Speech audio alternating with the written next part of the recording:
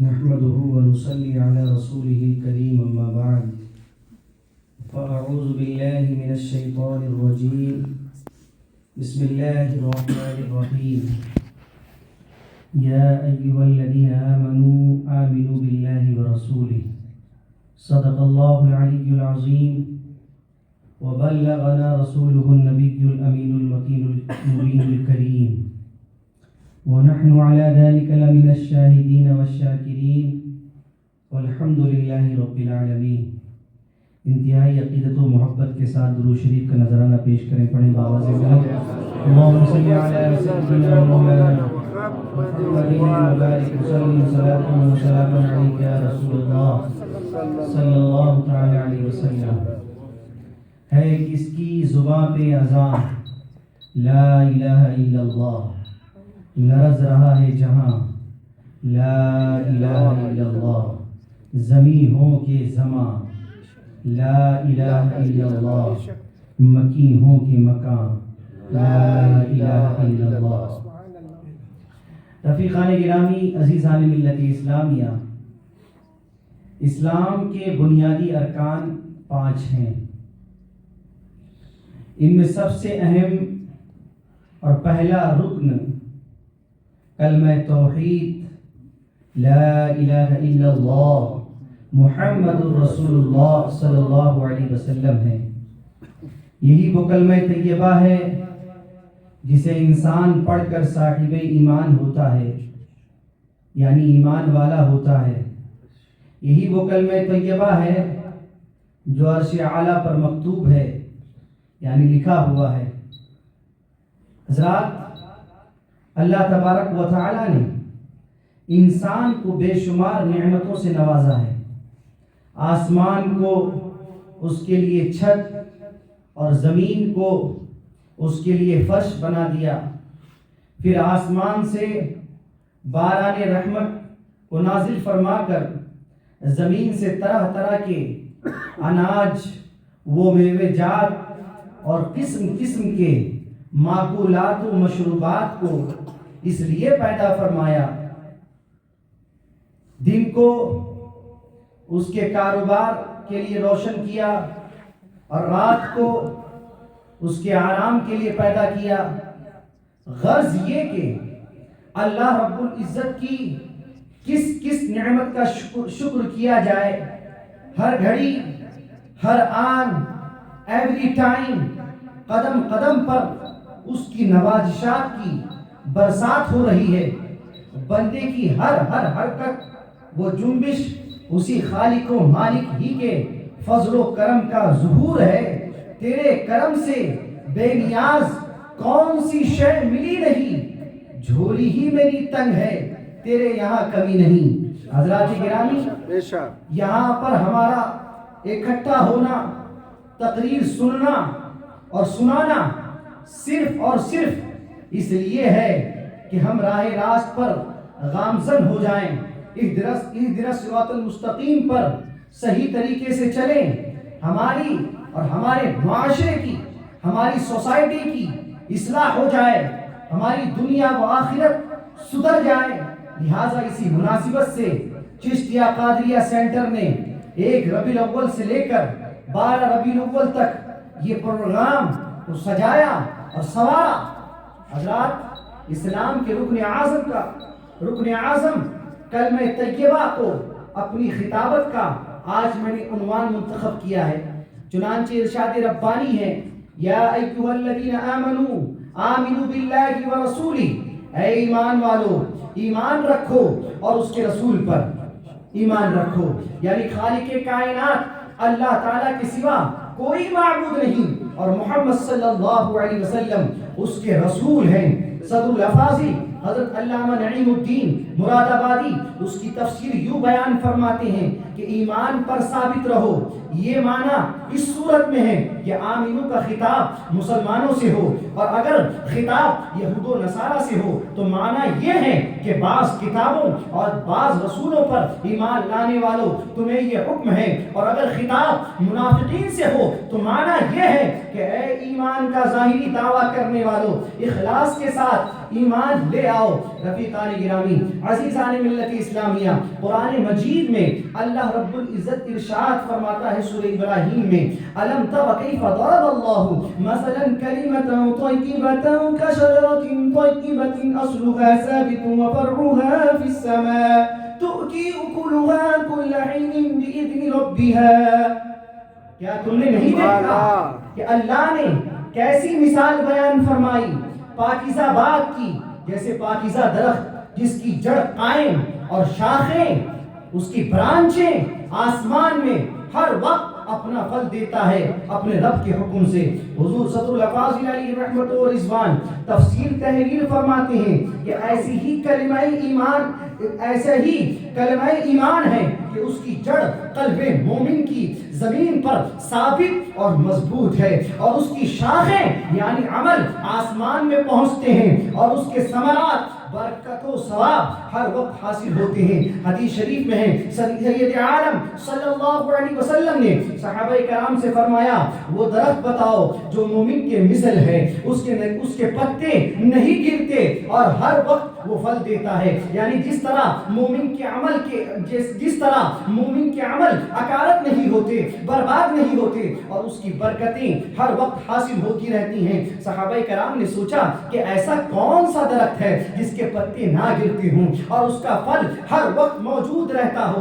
چنانچہ جنگل کے درختوں کے نام لیے، جب ایسا کوئی درخت خیال میں نہ آیا تو حضور علیہ الصلوۃ والسلام سے دریافت کیا تو آپ نے فرمایا کہ وہ کھجور کا درخت ہے۔ حضرت ابن عمر رضی اللہ تعالی عنہما نے اپنے والد ماجد حضرت عمر رضی اللہ تعالی عنہ سے عرض کیا کہ جب حضور نے دریافت فرمایا تھا تو میرے دل میں آیا تھا کہ یہ کھجور کا درخت ہے، لیکن بڑے بڑے صحابہ تشریف فرما تھے، میں چھوٹا تھا، اس لیے میں ادباً خاموش رہا۔ حضرت عمر رضی اللہ تعالی عنہ نے فرمایا اگر تم بتا دیتے تو مجھے بہت خوشی ہوتی۔ رفیقان گرامی، عزیزان ملت اسلامیہ، اللہ تبارک و تعالی نے کلمہ طیبہ کی مثال ایک ایسے اچھے درخت سے دی ہے جس کی جڑیں مضبوط اور پھلدار شاخیں آسمان تک پہنچی ہوئی ہوں۔ کلمہ طیبہ بھی ایک مقدس درخت ہے جس کی جڑیں مومن کے دل میں مضبوطی سے لگی ہوئی ہیں، جنہیں کوئی اکھاڑ نہیں سکتا، اور اس کی شاخیں آسمان تک پہنچتی ہیں، یعنی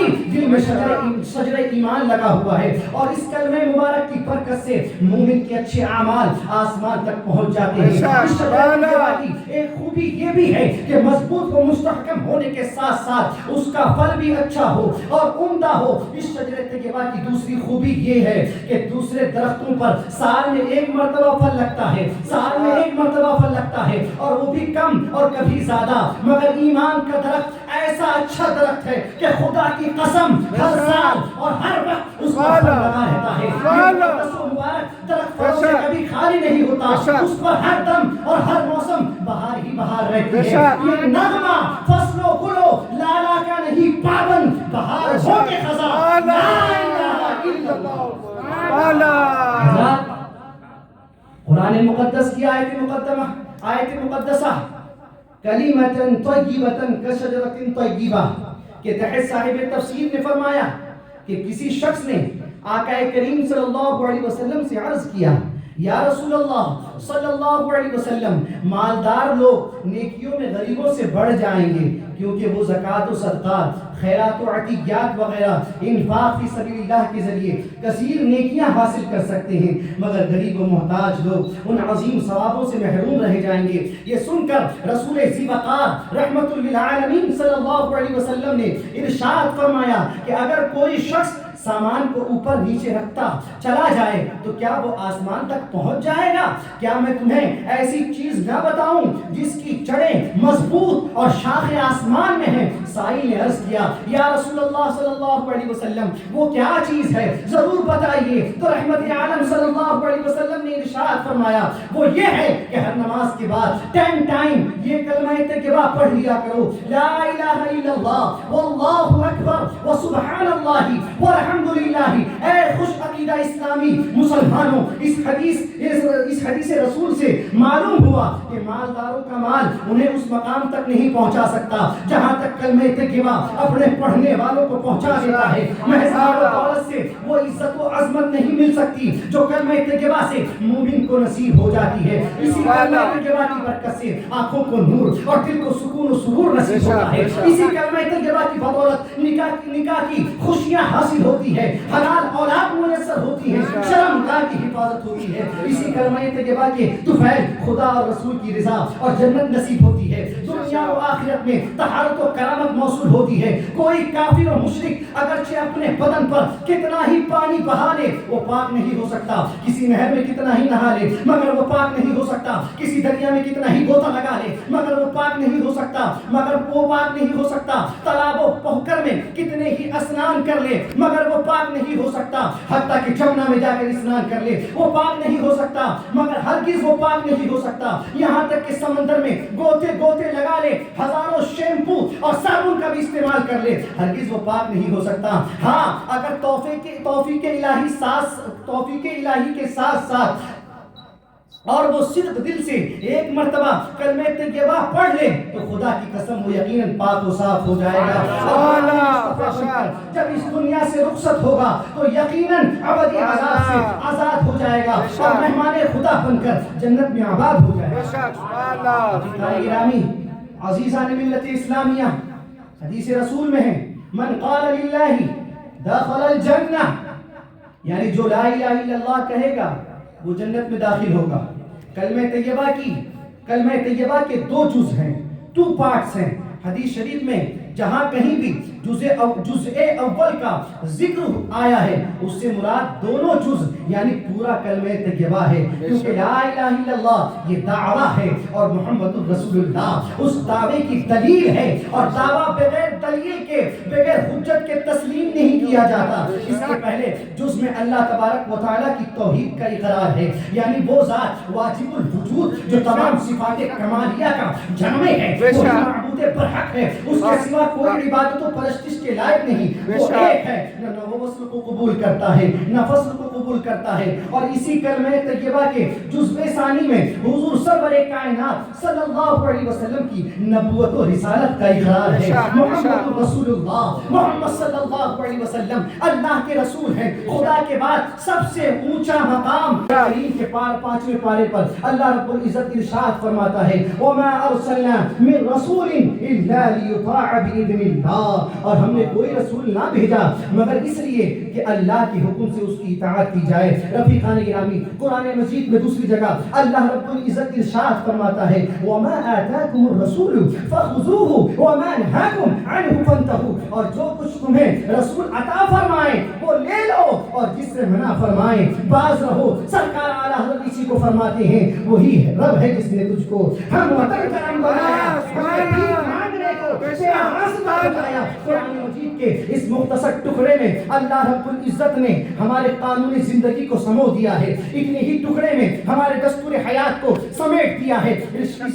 ارشاد ربانی کا مفہوم یہ ہے کہ میرے سرکار محمد مصطفیٰ صلی اللہ علیہ وسلم جو کچھ عطا فرما دے اسے لے لینا اور جس چیز سے منع فرما دے اسے رک جانا۔ لہٰذا میں یہ کہنا چاہوں گا کہ رسول اللہ صلی اللہ علیہ وسلم نے جس چیز کو فرض فرما دیا ہے وہ فرض ہے، جسے واجب فرما دیا ہے وہ واجب ہے، جسے حرام فرما دیا ہے وہ حرام ہے، جسے ناجائز فرما دیا ہے وہ ناجائز ہے، اور جسے حلال فرما دیا ہے وہ حلال ہے، جسے مباح فرما دیا ہے وہ مباح ہے، جسے جائز فرما دیا ہے وہ جائز ہے، جسے مکروہ فرما دیا ہے وہ مکروہ ہے۔ اس طرح کے شرعی احکام دنیا سے متعلق ہوں، خواہ آخرت سے متعلق ہوں، معمورات سے متعلق ہوں، خواہ منہیات سے متعلق ہوں، اقتصادیات سے متعلق ہوں، خواہ سماجیات سے متعلق ہوں، عبادات سے متعلق ہوں، اقتصادیات سے متعلق ہوں، خواہ معاملات سے متعلق ہوں، عقائد سے متعلق ہوں، خواہ اصول و فرع سے متعلق ہوں، چاہے کسی سے بھی متعلق ہو، اس میں ہم رسول خدا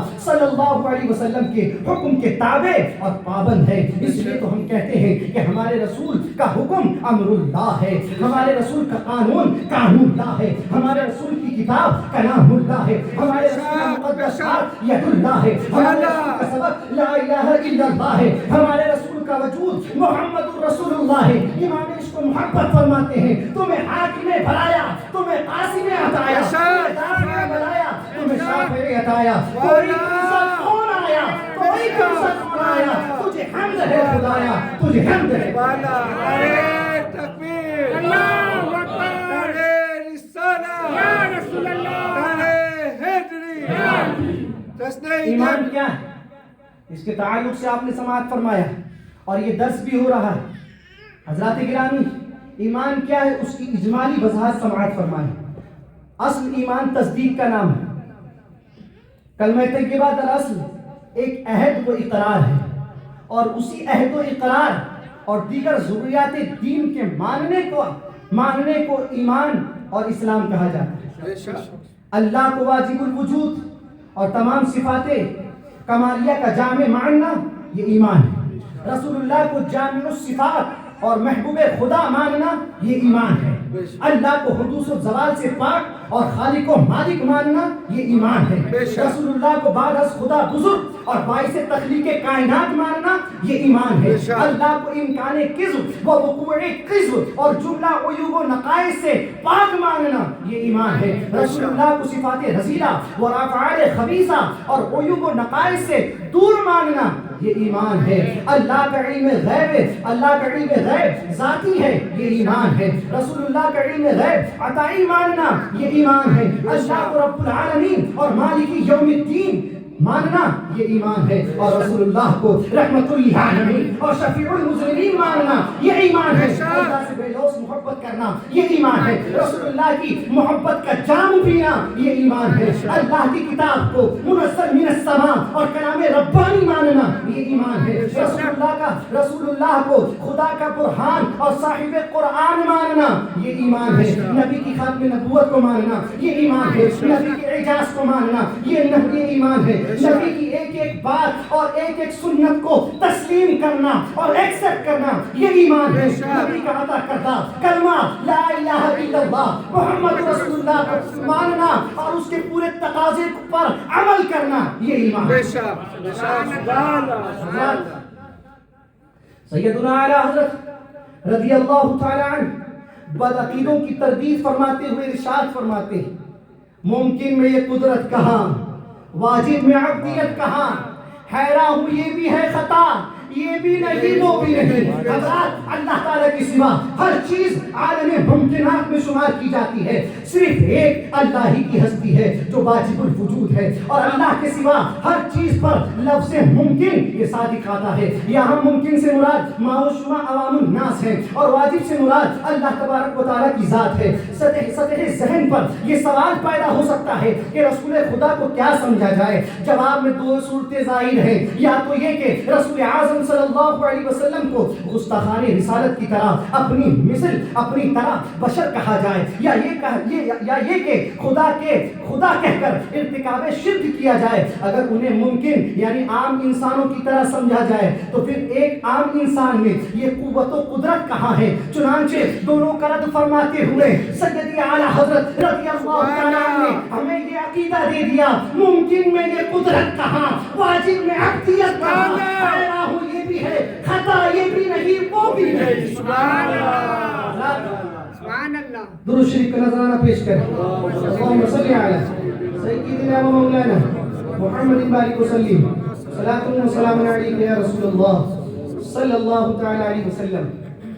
بڑے خوش نصیب ہیں وہ لوگ جو دل سے تصدیق اور زبان سے اقرار کرنے کے ساتھ ساتھ شب و روز کلمہ طیبہ پڑھا کرتے ہیں۔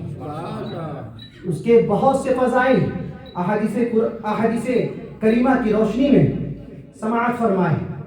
حضرت جابر رضی اللہ تعالیٰ عنہ روایت کرتے ہیں، قال رسول اللہ صلی اللہ علیہ وسلم افضل الذکر لا الہ الا اللہ وافضل الدعاء الحمدللہ۔ یعنی رسول اللہ صلی اللہ علیہ وسلم ارشاد فرماتے ہیں کہ تمام اذکار میں، تمام ذکروں میں سب سے افضل ذکر لا الہ الا اللہ، اور تمام دعاؤں میں سے سب سے افضل دعا الحمدللہ. اسی لیے ہمیں ہمیشہ ذکر کرنا چاہیے تو لا الہ الا اللہ کرنا چاہیے, اور ہمیشہ سب سے افضل دعا ہم وقت اللہ کا شکر ادا کرنا چاہیے. رفیقان گرامی, عزیزان ملت اسلامیہ, حضرت انس رضی اللہ تعالیٰ عنہ روایت کرتے ہیں کہ نبی اکرم صلی اللہ علیہ وسلم اور حضرت معاذ رضی اللہ تعالیٰ عنہ ایک پلان میں سوار تھے. آقا کریم رؤوف الرحیم صلی اللہ علیہ وسلم نے ارشاد فرمایا, اے معاذ. انہوں نے عرض کیا, لبیک یا رسول اللہ صلی اللہ علیہ وسلم, اے اللہ کے پیارے رسول میں حاضر ہوں. پھر رسول اللہ صلی اللہ علیہ وسلم نے ارشاد فرمایا, اے معاذ. تو انہوں نے جواب دیا, لبیک یا رسول اللہ, یا رسول اللہ صلی اللہ علیہ وسلم میں حاضر ہوں. پھر سرکار نے تیسری ٹائم آواز دی, اے معاذ. تو انہوں نے عرض کیا, لبیک یا رسول اللہ صلی اللہ علیہ وسلم میں حاضر ہوں. اسی طرح 3 ٹائمز حضرت معاذ رضی اللہ تعالیٰ عنہ کو بلانے اور تینوں مرتبہ جواب ملنے کے بعد میرے آقا ارشاد فرماتے ہیں, ما من احد یشهد ان لا الہ الا اللہ وان محمدا رسول اللہ صدقا من قلبه الا حرمه اللہ علی النار. یعنی صدق دل سے گواہی دے کے اللہ کے سوا کوئی معبود نہیں, اور یہ گواہی دے کہ محمد صلی اللہ علیہ وسلم اللہ کے رسول ہیں, تو اللہ تعالیٰ اس پر دوزخ حرام فرما دیتا ہے. حضرت ابو سعید خدری رضی اللہ تعالیٰ عنہ روایت فرماتے ہیں کہ نبی کریم صلی اللہ علیہ وسلم ارشاد فرماتے ہیں کہ حضرت موسیٰ علیہ السلام نے بارگاہ الہی میں عرض کیا, اے میرے پروردگار, مجھے وہ چیز سکھا دے جس سے میں تجھے یاد کیا کروں, یا جس کے ذریعے میں تجھے پکارا کروں. اللہ تعالیٰ نے ارشاد فرمایا کہ تم لا الہ الا اللہ کہا کرو. حضرت موسیٰ علیہ السلام نے عرض کیا, اے میرے پروردگار, یہ تو سارے بندے کہتے ہیں, میں تو مجھے کوئی ایسی خاص چیز تجھ سے مانگتا ہوں جو صرف میرے لیے ہو. اللہ تعالیٰ نے فرمایا, یا موسیٰ لو ان السماوات السبع وآمنهن غيري والأرضين سبع وضعنا في كفة ولا إله إلا الله في كفة فمالت بهن لا إله إلا الله. یعنی اے موسیٰ, اگر 7 آسمان اور ان کی آبادی میرے سوا اور 7 آسمان زمین ایک پلے میں رکھ دیا جائے اور لا الہ الا اللہ دوسرے پلے میں, تو ان سب پر لا الہ الا اللہ بھاری ہوگا. عزیزان ملت اسلامیہ, ترمذی شریف کی ایک حدیث ہے, عن عبد الله بن عمرو وابن العاص رضي الله تعالى عنه أن رسول الله صلى الله عليه وسلم قال إن الله يستخلص رجلا من أمتي على رؤوس الخلائق يوم القيامة فينزل عليه 99 سجلا كل سجل مثل مد البصر. یا پوری لمبی طویل حدیث ہے, ٹرانسلیٹ سماعت فرمائیے. حضرت عبداللہ ابن عمر حضرت عمرو بن عاص رضی اللہ تعالی عنہ فرماتے ہیں, میں نے رسول کائنات صلی اللہ علیہ وسلم کو فرماتے ہوئے سنا, بروز قیامت رب کائنات میری امت سے ایک شخص کو چن کر الگ کر دے گا, پھر اس کے گناہوں کے 99 دفتر کو پھیلا دے گا, ہر دفتر کی لمبائی تا حد نگاہ ہوگی. پھر اللہ رب العزت فرمائے گا, کیا تم ان میں سے کسی گناہ کا انکار کرتے ہو؟ کیا میرے محافظ و مقرر لکھنے والے کرامن کاتبین فرشتوں نے تجھ پر ظلم کیا؟ یعنی تو نے گناہ نہ کیا ہو اور فرشتوں نے لکھ دیا ہو, یا تو نے جھوٹا گناہ کیا ہو اور انہوں نے بڑا چڑھا کر کے لکھ دیا ہو؟ وہ عرض کرے گا, نہیں اے میرے پروردگار. پھر اللہ تعالیٰ فرمائے گا, اچھا تیری ایک نیکی ہمارے پاس ہے, اور بے شک آج تجھ پر کوئی ظلم نہیں ہوگا, بس ایک پرچہ نکالا جائے گا جس میں لکھا ہوگا, اشہد ان لا الہ الا اللہ و اشہد ان محمد عبدہ و رسولہ. پھر اللہ تعالیٰ حکم فرمائے گا, جا اس کا وزن کروا لے. وہ عرض کرے گا, اے پروردگار, ان دفتروں کے مقابلے میں اس پرچی کی کیا حیثیت ہے؟ خدائے قدیر ارشاد فرمائے گا, آج تجھ پر کوئی ظلم نہ کیا جائے گا. بس وہ تمام دفتر ایک پلے میں رکھے جائیں گے اور وہ پرچہ دوسرے پلے میں رکھا جائے گا. رکھتے ہی دفتروں والا پلہ ہلکا ہو جائے گا اور کلمہ طیبہ کا پرچہ والا پلہ بھاری اور وزنی ہو جائے گا. فلا یثقل مع اسم اللہ شیء, یعنی اللہ تعالیٰ کے نام کے مقابلے میں کوئی چیز وزنی اور بھاری نہیں ہو سکتی. لہذا حصول برکت کے لیے تمام حاضرین و سامعین خوب جی لگا کر بلند آواز سے کلمہ طیبہ پڑھ لیجئے, لا الہ الا اللہ محمد رسول اللہ. ایک بار اور مچل کر پڑھیے, لا الہ الا اللہ محمد رسول اللہ.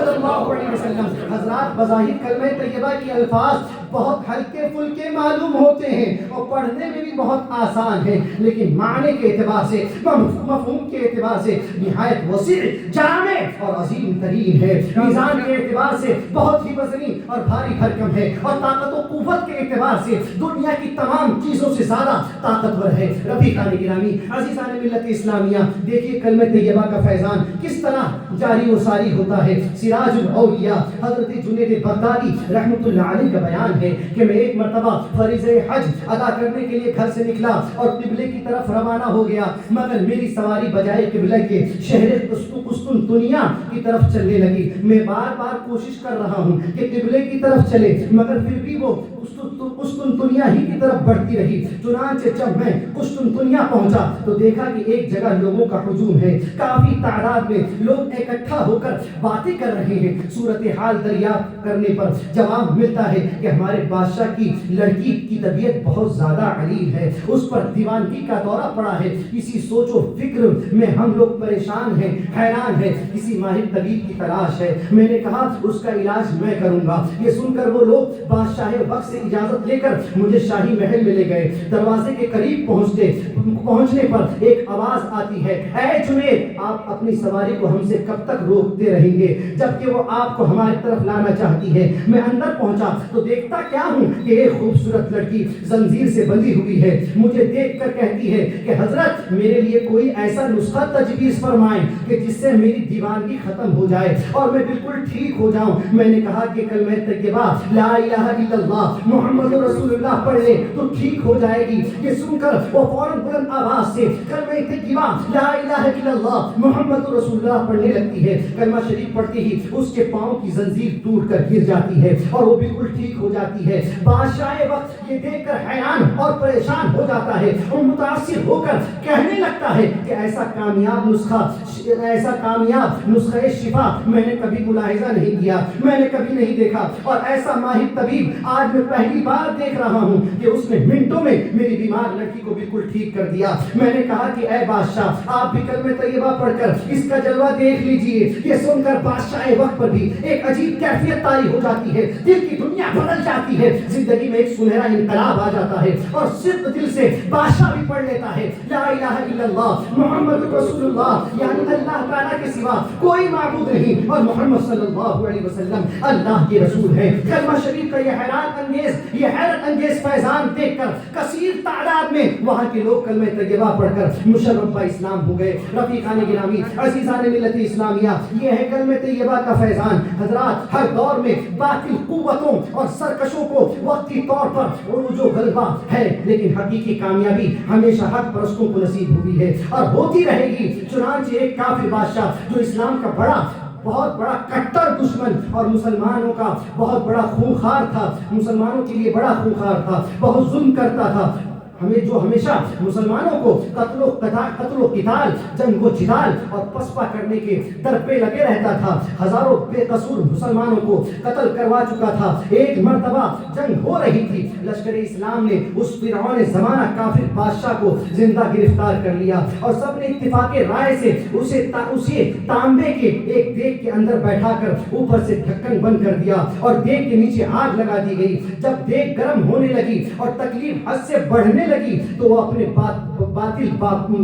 باطل معبودوں اور دیوتاؤں سے مدد طلب کرنے لگا اور کہنے لگا، میں نے زندگی بھر تمہیں پوجا ہے اور تمہارے خاطر 1000 مسلمانوں کو قتل کیا ہے. آج میں انتہائی مصیبت میں گرفتار ہوں، مجھے دیگ میں بیٹھا کر آگ سے بھونا جا رہا ہے، لہذا ابھی تم مجھے ان دشمنوں سے بچاؤ. مگر کسی بت اور دیوتاؤں نے اس کی ایک بھی نہ سنی. بھلا وہ سن بھی کیا سکتا تھا، کیونکہ وہ خود تراشیدہ پتھر تھا. ادھر بتوں سے نا امید ہو کر مسلمانوں کا خدا اسے یاد آ جاتا ہے، ادھر توفیق الہی دستگیری کرتی ہے، دل میں اسلام کی عظمت و محبت پیدا ہو جاتی ہے. بے ساختہ زبان پر کلمہ طیبہ لا الہ الا اللہ محمد رسول اللہ جاری ہو جاتا ہے. بارگاہ الہی میں دیر ہی کیا لگتی ہے، خالق کائنات کا جلوہ کہاں نہیں ہے، رب کائنات کا قبضہ کہاں نہیں ہے، حقیقی متصرف الحال کا تصرف کہاں نہیں ہے، اللہ کی قدرت کہاں موجود نہیں ہے. حضرت یوسف علیہ السلام نے مچھلی کی پیٹ میں پکارا تو وہاں موجود تھا اور ان کو بچا لیا. حضرت یوسف علیہ السلام نے سرحد زخموں میں اسے پکارا تو وہ وہاں موجود تھا اور ان کو بچا لیا.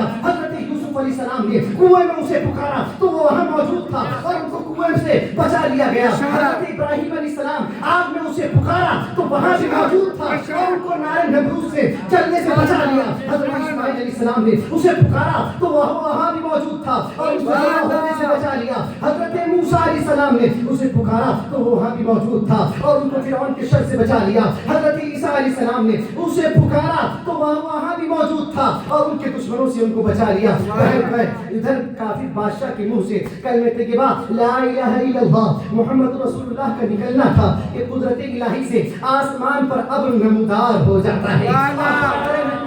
جھما جھم بارش ہونے لگتی ہے, آگ بجھ جاتی ہے, پہاڑ کی طرف سے تیز آندھی آتی ہے اور دیگ کو اڑا کر ایسے کفرستان میں ڈال دیتی ہے کہ جہاں کوئی بھی انسان اللہ اللہ کہنے بھی نہیں جانتا تھا, اللہ کو ماننے والا بھی نہیں تھا, کوئی اللہ کی صدائیں بلند کرنے والا نہیں تھا. وہاں کے لوگوں کو اس وقت تعجب کی انتہا ہو جاتی ہے جب اس دیگ کا ڈھکن کھلنے پر اس کے اندر سے وہ بادشاہ صحیح سلامت باہر نکلتا ہے. تو قدرت الہی کا قدرت دیکھنے کے لیے پورے علاقے کے لوگوں کا میلہ لگ جاتا ہے. لوگ بار بار استفسار کرتے ہیں, پوچھتے ہیں کہ تم کون ہو اور کیا معاملہ ہے. بادشاہ وقت اپنے تمام معاملات کو بیان کرتا ہے کہ میں پہلے کافر تھا, اسلام کے خلاف جنگ کرتا تھا, میں بتوں کی عبادت کرتا تھا, مسلمانوں کو قتل کرنا میں فخر محسوس کرتا تھا, میں ہمیشہ جنگ میں غالب رہتا تھا, لیکن اس بار وہ لوگ ہم پر غالب آ گئے, مجھے زندہ گرفتار کر لیے. انہوں نے غصے میں آ کر تکلیف پہنچانے اور ہلاک کرنے کے لیے مجھے اس دیگ میں بند کر کے اس کے نیچے آگ روشن کر دی.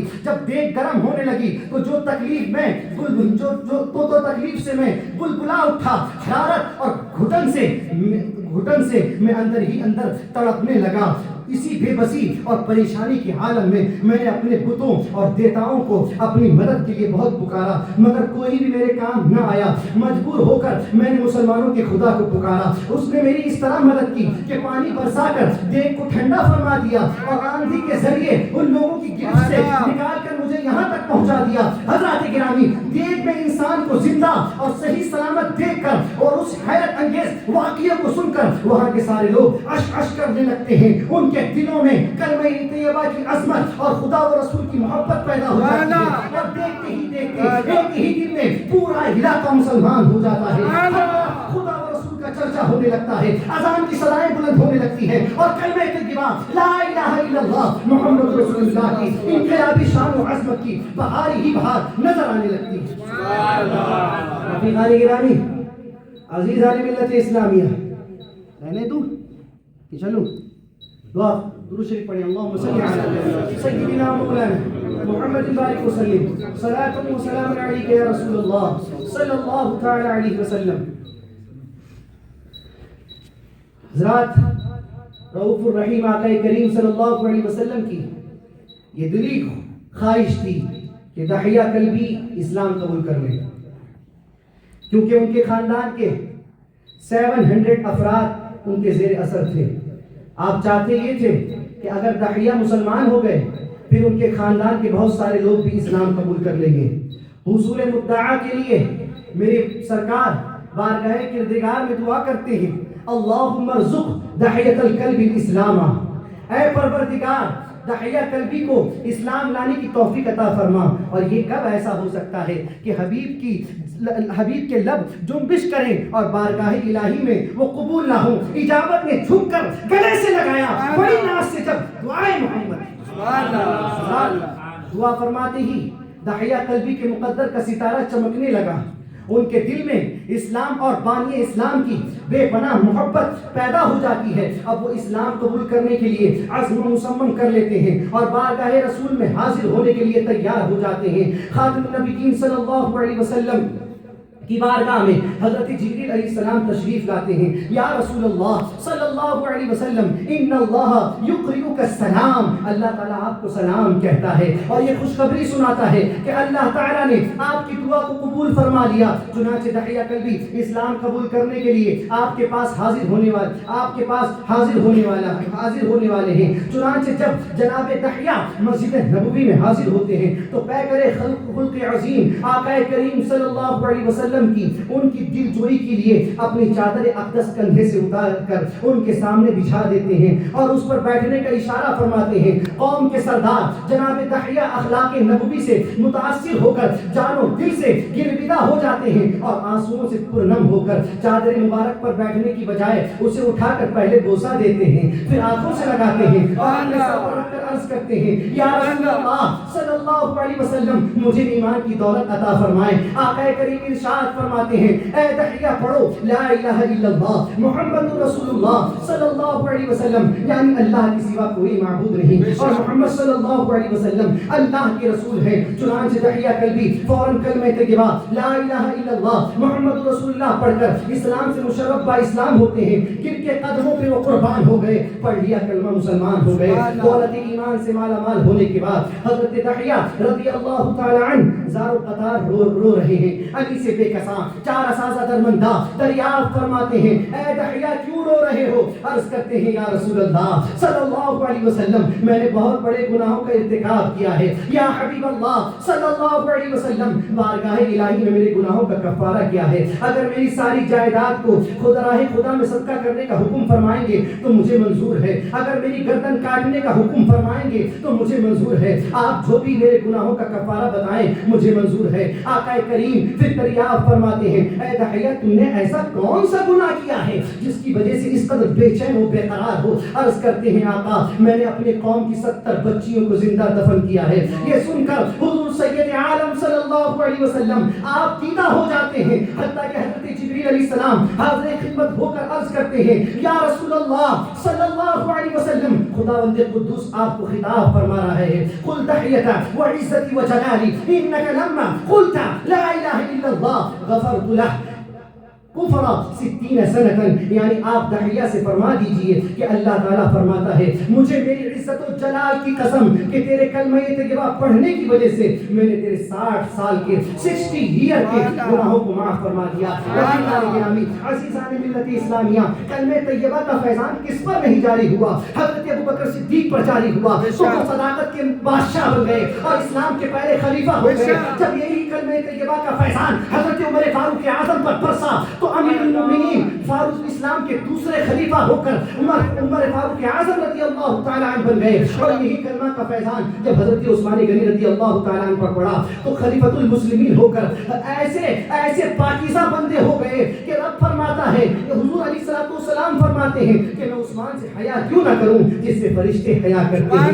یہی کلمہ طیبہ کا فیضان جب حضرت علی پر پڑا تو شجاعت کے علم پر ہو گئے اور اسلام کے چوتھے خلیفہ بن کر چمکے. رفیقان گرامی عزیزان ملت اسلامیہ یہ کلمہ طیبہ کا صدقہ ہے کہ جب غوث اعظم نے اس فیضان سے غوث اعظم رضی اللہ تعالیٰ عنہ نے اس فیضان کو پا لیا تو غوث اعظم کے منصب پر چمکے. اور یہی کلمہ طیبہ کا فیضان ہے کہ جب ہند کے راجا ہم سب کے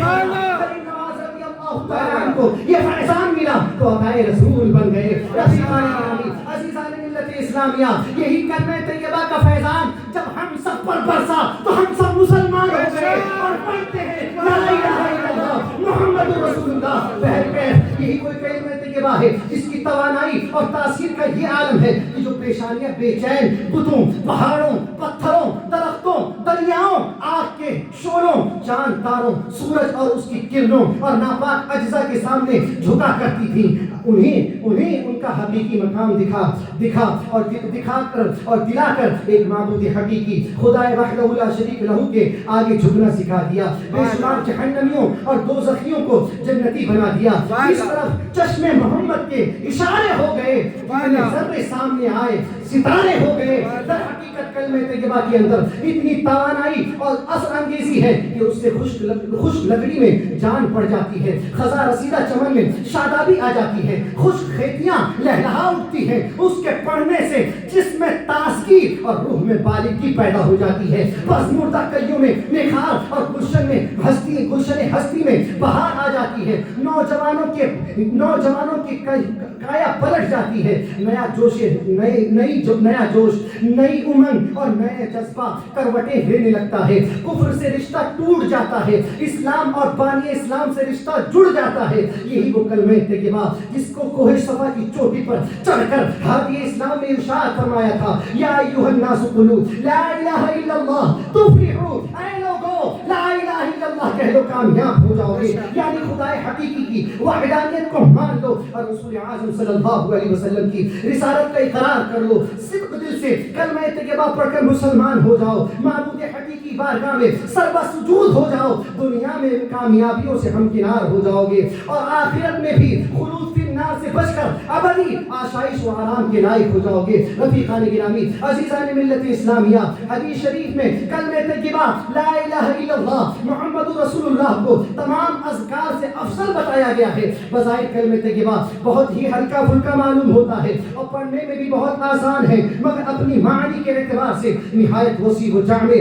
اور دنیا کی تمام چیزوں سے وزنی و طاقتور ہے. کلمہ طیبہ روحانی اور جسمانی بیماریوں کا علاج ہے. کلمہ طیبہ گناہوں کا کفارہ ہے. کلمہ طیبہ کامیابی و حکمرانی کی کنجی ہے. کلمہ طیبہ پر نجات و بخشش کا دار و مدار ہے. کلمہ طیبہ ہی وہ ذیشان درخت ہے جس کا پھل مومن دنیا و آخرت اور قبر و حشر میں کھاتا ہے. آئیے آج کی اس نشست سے, آج کے اس پروگرام کے, آج کی اس نورانی محفل میں ہم سب یہ عہد کریں کہ انہیں زندگی بھر کلمہ طیبہ لا الہ الا اللہ محمد رسول اللہ کو اپنے سینے سے لگائے رکھیں گے اور اس مقدس مبارک کلمے کے تقاضوں کو پورا کریں گے. تقاضے کا مطلب یہ ہے کہ پورے ضروریات دین کا ہم اقرار کریں گے اور ضروریات جتنے ضرورت کے دین ہیں اس کو ایکسپٹ کریں گے. اللہ تبارک و تعالیٰ کی بارگاہ عالیہ میں دعا گو ہوں کہ وہ ہمیں نزا کے وقت کلمہ طیبہ لا الہ الا اللہ محمد رسول اللہ کے ساتھ خاتمہ بالخیر نصیب فرمائے.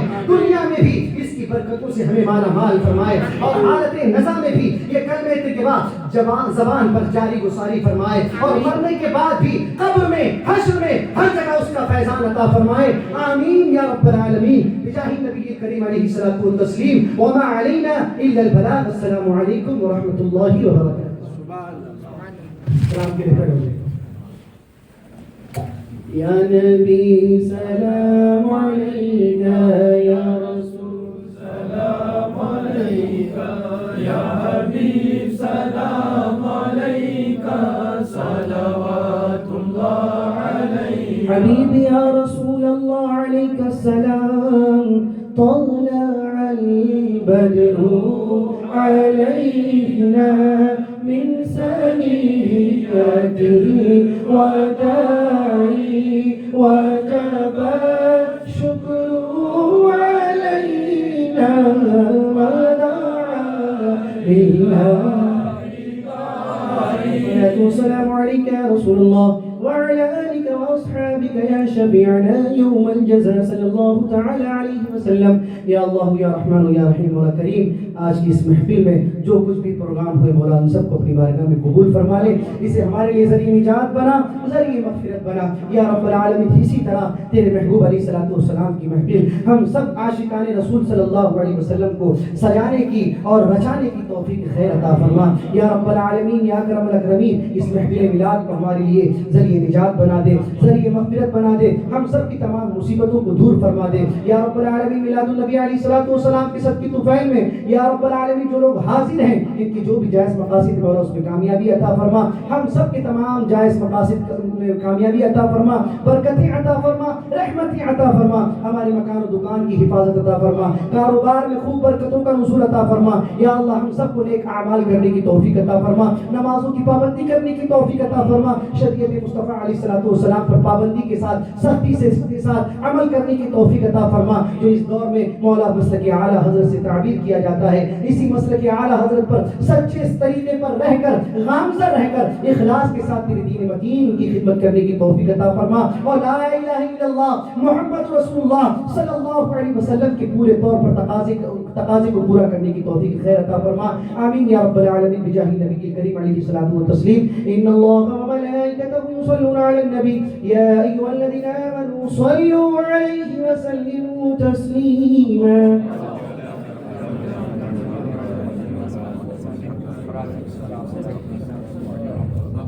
سبحان ربک رب العزة عما یصفون وسلام علی المرسلین.